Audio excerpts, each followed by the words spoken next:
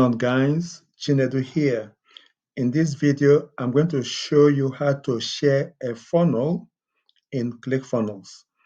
Now, before we get started, why don't you smash the like button and also subscribe to my channel and also bang on that bell to be notified whenever I release a new video.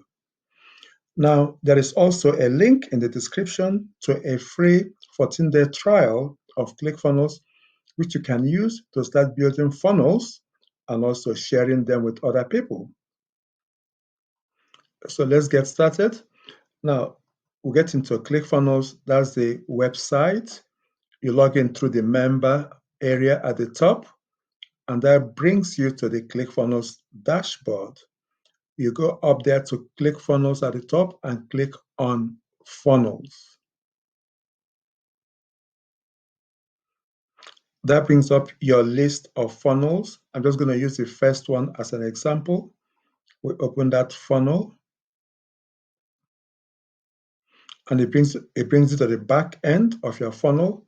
You come up to settings at the top, and then you scroll down and you find this URL link down here in a box, and it says share this funnel URL.